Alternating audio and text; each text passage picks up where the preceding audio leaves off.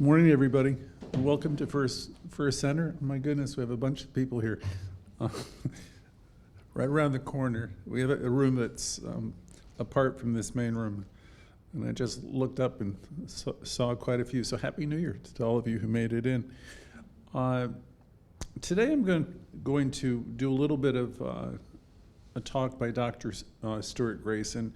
Most of you, with the exception of Judith and maybe Shirley, and if you don't remember him, some of you do. I think Celia's here too.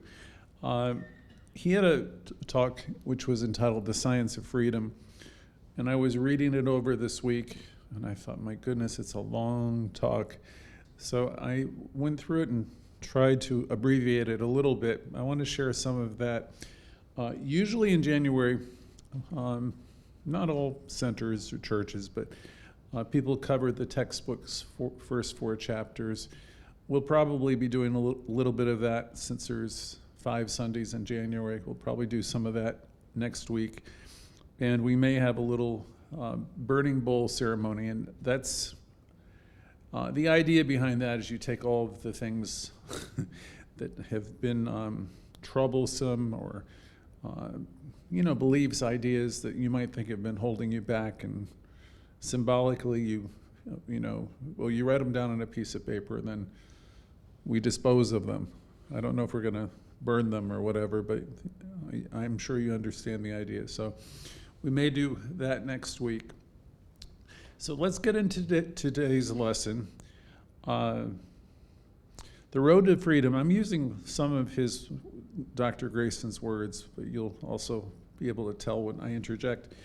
The road to freedom is a study. But what happens is that through this work in mind, there is a clarification, or better still, a clarifying process that goes on. And that process enables us to be able to perceive life and ourselves in a better way, in a way that we say, a way of intelligence. I paraphrased a lot of this next section. Everyone is in need of healing, he said. There is no human being who is not in need of some situation to be improved, made better, or healed in some way. Every single one of us, every day of our lives. The improvement or the healing is not always a need for something big or dramatic, because, say, for a disease or some terrible dysfunction or disorder, although it certainly could include that. The need for healing has to do with the fact that we're in a process of change all the time. If that's one thing that's come to my awareness the past few years, is I always knew change was happening, but boy, I know it now more than I've ever known it in my entire life. And Dr. Grayson was saying we need to adapt. We need to accept a lot quickly. And these days we need to be nimble and quick. In the world, in case you haven't realized it, is rapidly changing at a speed that is mind-bending and mind-boggling. Now, we've spoken about this before in different talks, one was entitled, I remember, How Well Do You Bounce? When life is coming at you from all directions. How well do you respond? Religious scientists are usually pretty good because we're training ourselves always to see the good. When situations seem to go awry, our practice is actually knowing that, God is here, the presence is here, it's in us, it operates through us. So those of us who practice bounce pretty well. Clearly, if we're able to handle change quickly and easily, life will go more smoothly. You can say you have developed a real, now we're talking today, this is in the 2020s, all the younger people are watching movies that have characters with superpowers. Clearly, if we're able to handle change quickly, you have developed a real superpower. Many people are having a real hard time now dealing with a changing world, changing economies, changing politics. It seems to be quicker and faster than anything most of us have ever experienced. If you watch any, again, of the the movies I'm talking about, the super hero movies, most of the star characters have some ability. And we need to develop our power and our ability during this age of rapid change. We need to develop the ability to accept things that are different and changes that most of us have never experienced before. I just thought about it. Friday I went to CVS and I was grabbing a pair of reading glasses. You know, you've seen them, all of you. They're usually like $10 or $12. And I walked up to the register, it was $27, and these are just plastic, you know. I thought, holy smoke. I just smiled and I said, okay. But it was really kind of startling. And that's just one item, and I'm sure this is going on all over the place. So wherever we turn, there's change. There's change in prices. There's changes in our society itself. I did a talk last year where I mentioned the human knowledge curve, which there was a term. Really what it was suggesting was it used to be every generation, all that humankind knew was doubled. And now all that humankind knows doubles every few days. So it's just completely, mind-boggling. It used to be a generation or two that it took for that to happen.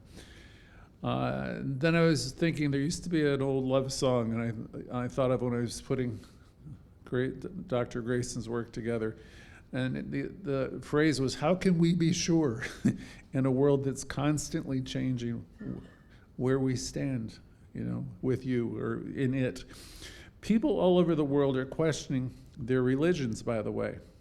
They're leaving traditional religions by the droves. I think they're awakening to the idea that there's a universal spirituality. And others have lost their faith altogether. A good number state that they are atheists, but there's a large number that as they leave traditional faiths, they still embrace a sense of spirit and energy. They call themselves spiritual rather than religious. I believe most of our audience knows that there's a power and there's a presence in them. It may be much different than what we knew as children, but I think most of us still have faith, or some of you are coming here and you're trying to discover that faith and how to use it. But this is the time of rapid change. Then I thought of that song again. How can I be sure in this world that's constantly changing? Well, in this teaching we meditate, and some of us do affirmative prayer to feel that connection. How are we going to be able to manage all that's coming our way? Louise Hay said that we need to take the positive approach. Now, you don't have to, but that's the way that I think is most intelligent. We need to take the positive approach in dealing with inner and outer change. Everything is going to change, and her suggestion was we have to find a way to deal with it positively.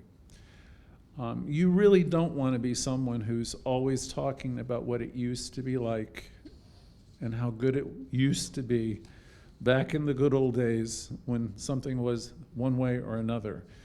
You can, but what good comes from it? Because when you're doing that, you're talking about all the good that was. Most of the time what you do is you're complaining about what's here. So I just thought, wow, when I bought those glasses and I gave over the $27 and I smiled, I thought, we really want to go with the flow more as best we can rather than complain. It's easy to complain. It's really easy. I think it's what most people do unless they're really learning to practice this teaching. People have a tendency to refer to the past a lot rather than to the exciting future. So I had to check myself on that one too, because I'll do it a little bit and I'll say, oh, stop it, Life is always going forward, and that's something I remember reading from the prophet, and Khalil Gibran would say, life is longing for itself. And the youth are the future, and and we are supposed to be the stable ones. There's a bow and there's arrows, and we're the stable ones that allow the youth to go forward. And that's life longing for itself. It's always going forward. It's never going backwards. One of my teachers was very fond of saying, whatever is best. And I thought about that for many years, and finally I can understand what he was getting at, and I somewhat agree. We understand that this cosmic life, this spiritual life, is divine energy, and it's unfolding intelligently, magnificently, in all spaces and within all people. No one alive can claim to know how it works exactly.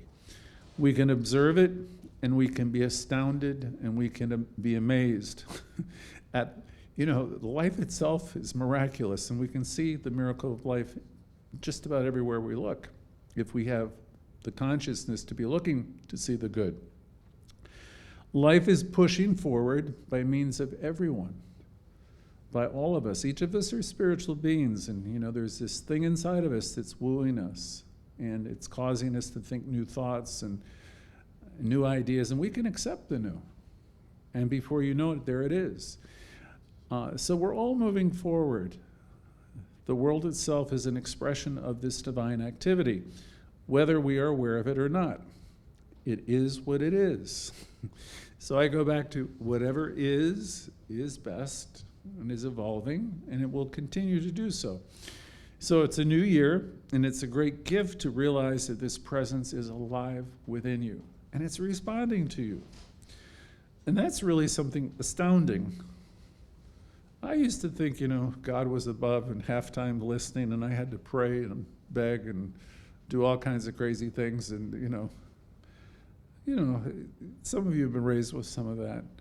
I was told by a beautiful practitioner in Florida so many years ago that the universe so loves you, Greg, that it hears your every thought. It responds to your every thought. It doesn't just listen occasionally and respond sometimes. The universe so loves each and every one of us that it responds to our every thought. So, every thought we think, Louise Hay said, is creating our future. So that's something to pay attention to, because if you've got this inner thing going that's full of negativity, you can do it, of course, but it's not going to take you where you want to go. So it makes great sense to be thinking the best of ourselves and the best for everyone. It makes no sense to be critical of ourselves or critical of others. Even if you got what you might call just reason, it's just better for yourself to let it all go. Find the way within yourself to let it all go, because you are the one then that's restored to peace and harmony. It makes great sense to be in new moments. New moments require you letting go of whatever you're holding on to. And as we're heading into a new year, that's something to think about. Start thinking the most affirming thoughts you can for yourself. Louise Hay used to say, I love myself the way I am. There's nothing I need to change. I'll always be the perfect me. See, these are really powerful affirmations, but if what's running inside of you is just the opposite, I'm not good enough, I'm not good enough, I'm this, I'm that, that will work against you. So in a similar way, seeing the good in others. Just, that's what we practice. I was told years ago that we are here to be lifters, cheerleaders, champions. We're here to see the good. Question, how well, as I go into the new year, how well am I accepting life on life's terms? Am I still upset over somebody that left me like 5-10 years ago? Am I still upset with my sister, my brother, my mother, my cousin? Am I still letting that stuff live inside of me and loop around? How well am I accepting life on life's terms? Those are questions only you can answer for yourself. And you might notice, as we think about heading into New Year, how much or how often you are reacting. If you're reacting a lot, notice. and make a commitment to yourself to begin to turn that around. There is an expression from some of the programs I've been in, one of which is act. Learn to act, not react. Take that pause before you just knee-jerk respond. You have the ability to change things around. Taking a pause will help a lot. We can see and know that there is good in this in every situation. One of my old favorites is, I could see peace instead of this. So whatever it is, it's bothering me. There's that saying that comes to mind usually, I could see peace instead of this. I can refuse to be offended. I don't have to give my power away. I do. I mean, we all do, right? But we don't have to. So, we can begin to know that we live, move, have our being in this divine substance, and when people are acting a certain way, they're doing the best they can, and we could see these people as spiritual beings doing the best they can. Furthermore, we can do it for ourselves. When we're off track, we can stop where we are, take a pause, and tell ourselves something different. So I can choose to see what is good and focus on what's possible. That really is practicing this teaching. I'm going to see the good. I'm going to practice seeing the good. You remember the three monkeys? I'm going to hear no evil, speak no evil, I'm going to see no evil. Because the fact of the matter is, we live and we move and we have our being in this energy, this loving energy, which is it's about love. So we can choose to see what is good, what's possible. There's no problem. There's no problem in being an old person. I'm getting older myself, except that you may have more old patterns and ideas getting in your way than a younger person. So, but that isn't always true. I remember a time when I thought my brother was older than my father, because my brother was acting like very set in his ways, and my father had a much more expansive mentality. So, healing, back to Grayson, is needed always to be healthy in mind and body. We want to really spot and actively let go of old patterns, any kind of negative or critical, rigid pattern, ideas or thoughts. A couple of my friends are my age, and one of them is a lady who might be on the broadcast today.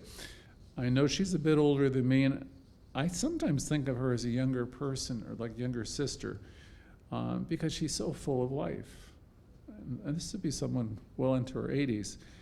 So we all know people also who are half alive for the most part, and they might be in their 40s, or their beliefs have been playing out for years, and they're totally set in their ways. And they're like a stone. They're not able to see anything new or see a new way. I can think of a couple of family members. For this group of people, yesterday did not end last night. That's a Barker saying, yesterday ended last night. For this group of people, most of their tomorrows and weeks ahead will be a projection of the past and what happened to them, what they lost and how they were hurt. Their whole frame of reference points to what is gone, what is awful, what is missing. And if you're in this group, sadly, the hope for some really dynamic inner and outer change or newness is all but gone. The die is somewhat cast because you've kind of like shut down the possibility for new things happening. It doesn't have to be that way.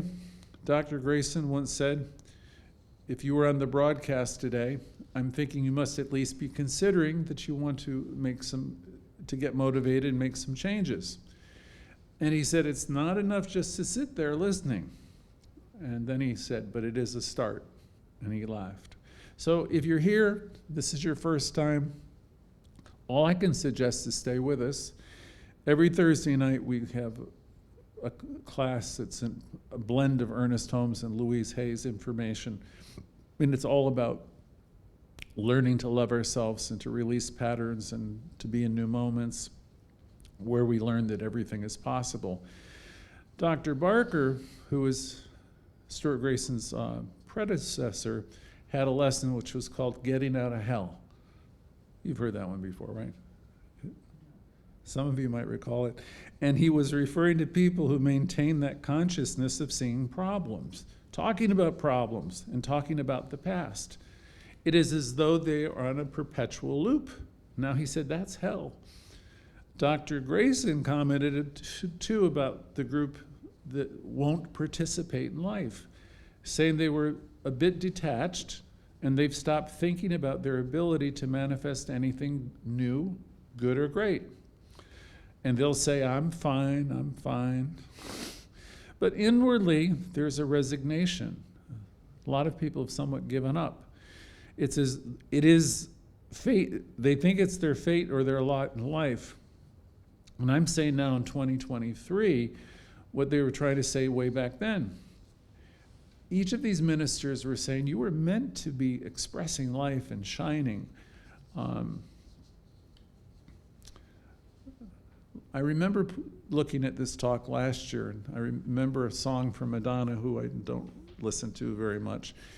Back in 1989, she had a song, Express Yourself. Now that's really a wise advice. That's what we're wanting to do. That's what Emerson was encouraging us to do, is to find that inner thing. Let yourself be an outlet for it. Express yourself.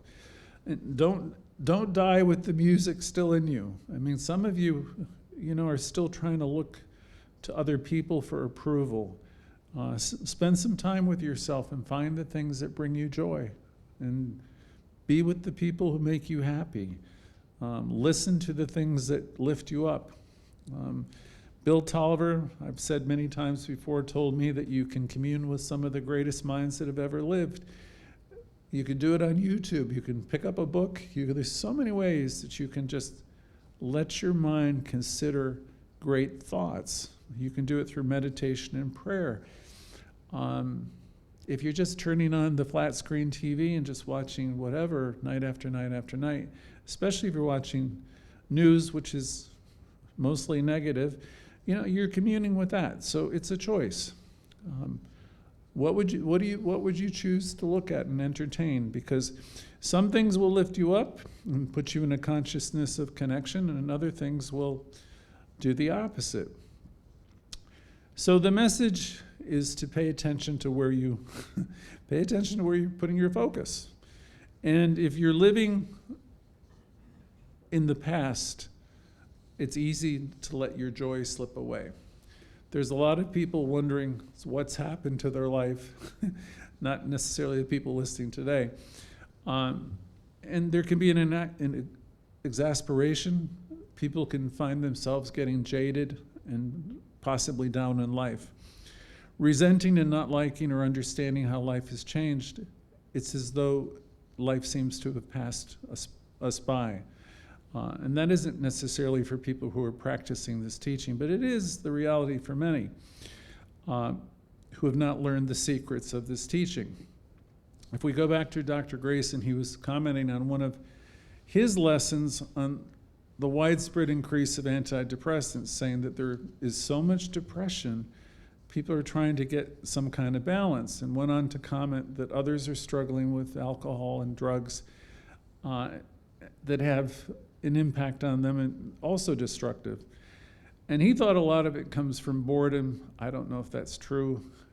He might have been onto something, because there's a huge industry out there. I mean, billions of dollars are spent on antidepressants. If you've made it to our broadcast or watching us on any of the social media platforms, you will soon learn that our focus is always on turning all of this around, any of this around. We're here to focus on seeing the good and learning how to shine and to express ourselves. I know most people are longing for more, for greater expression, and there's some of you that are ready to embrace this adventure and to really go for it. And you're ready to be committed to doing some new thinking, willing to let go and stop yourself. As we learn to do affirmative prayer, we will affirm health and prosperity and wholeness and goodness, and we will be affirming ideas of truth. And in that process, there may be ideas that come up that are incongruent with that, meaning old ideas, defeating ideas. And in this commitment we have to this teaching, we will neutralize those thoughts, those old things that are holding us back. And if we stay with it, you'll start to move through these changes quickly.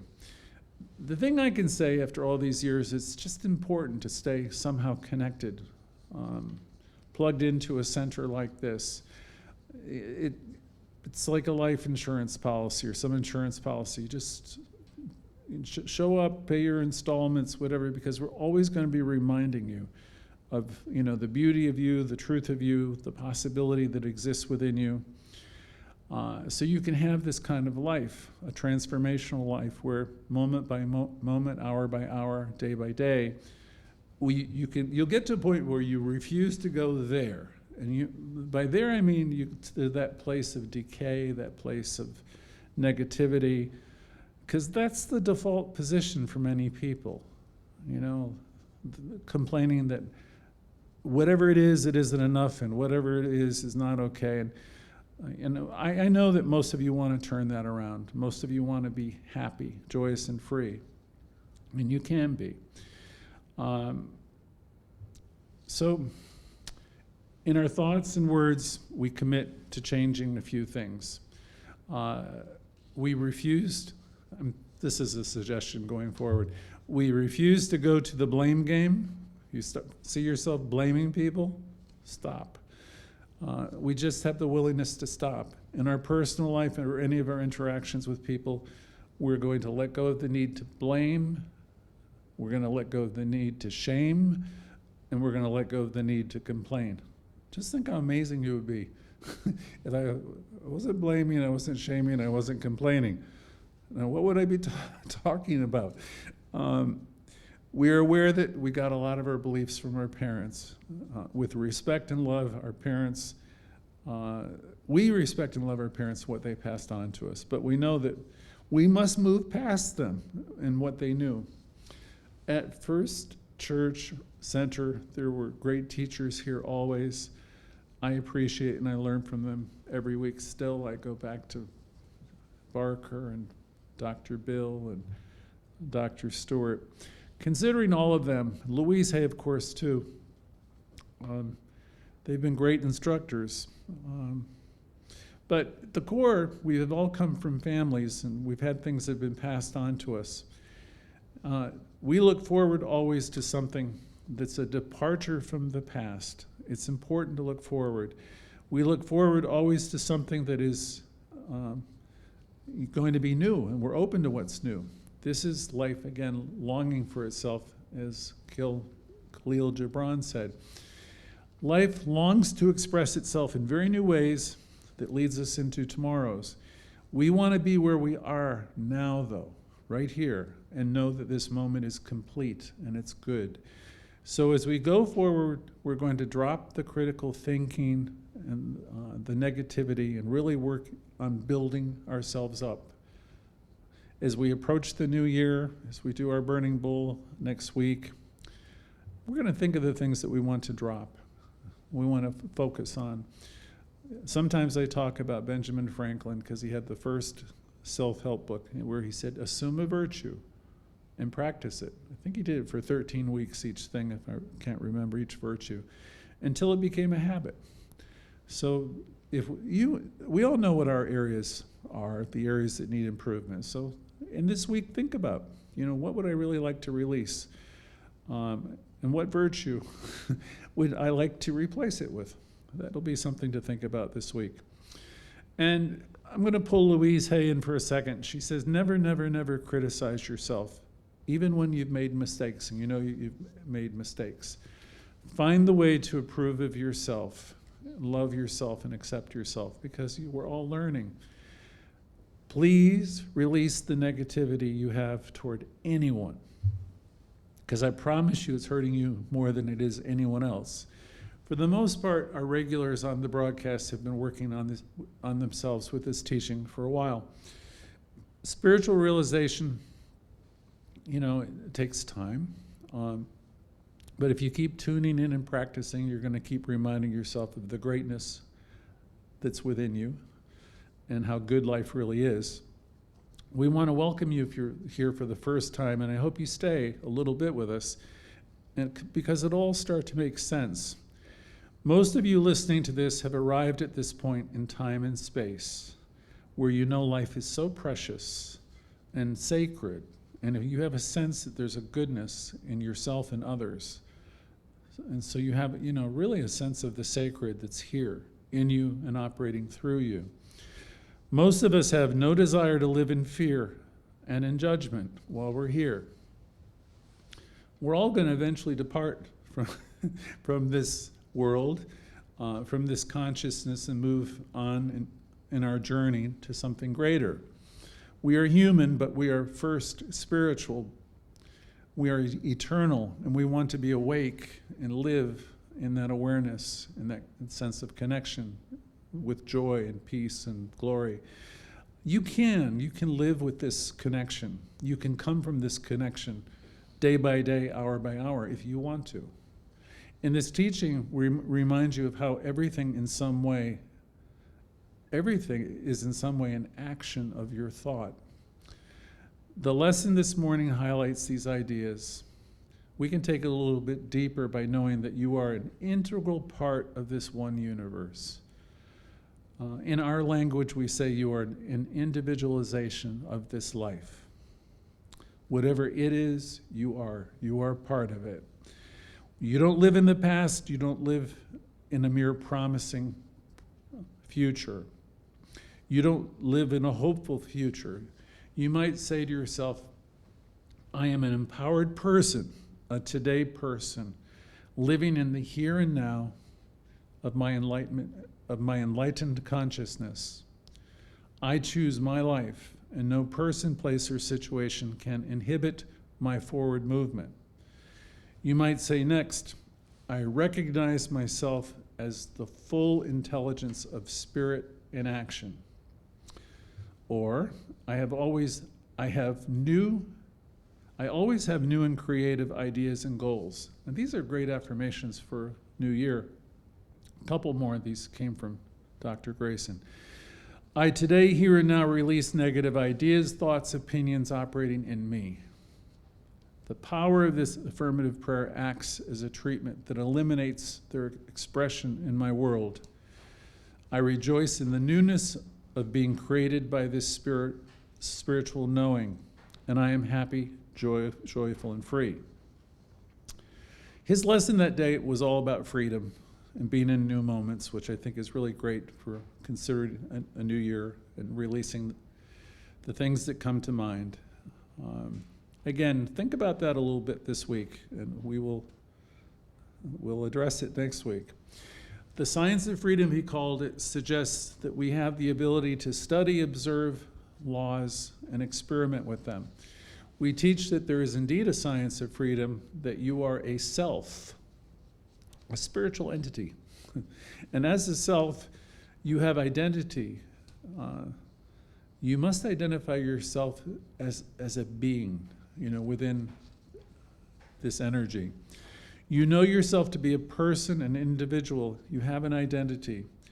And when you begin to think about our spiritual work, we sense that there is a presence and an activity that's in us and in everything and everyone, a source, an energy that we exist in.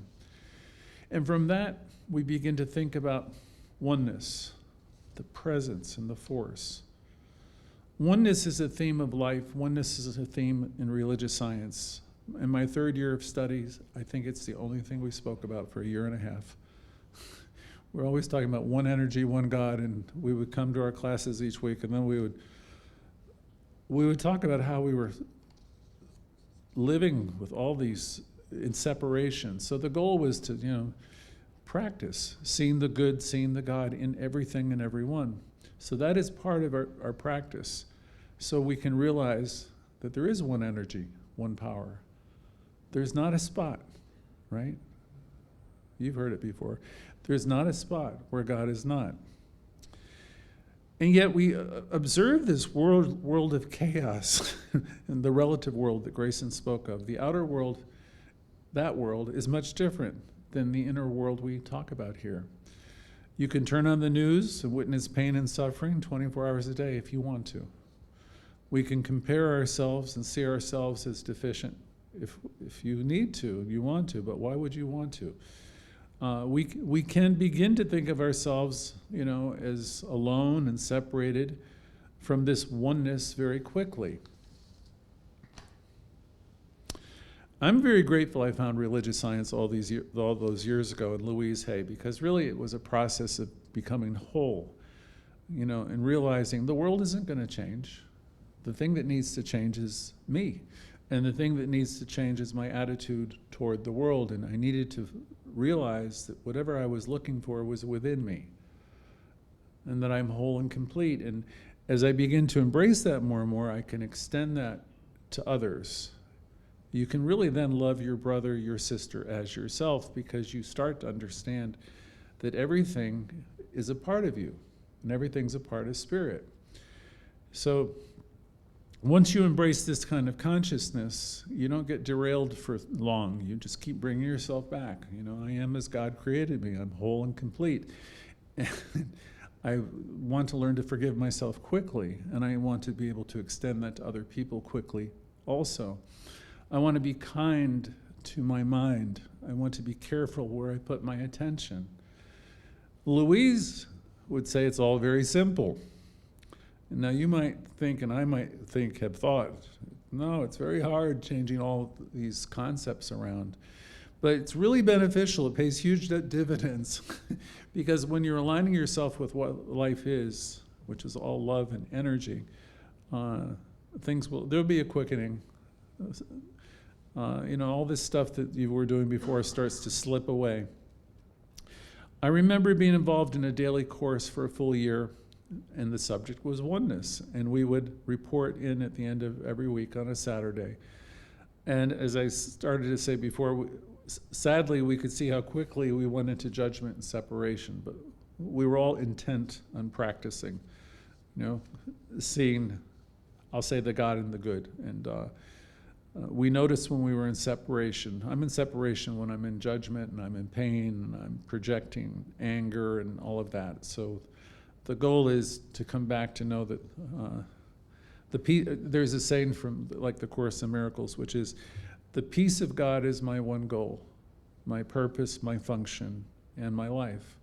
So we want to bring ourselves back to that place where we know that there is good. And as you keep doing that, things will dramatically change.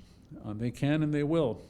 But you have to be an active participant in it. My dad always would say, spirit won't be the uninvited guest.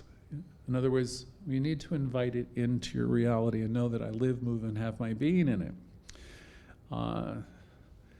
Sometimes it's like I resist it.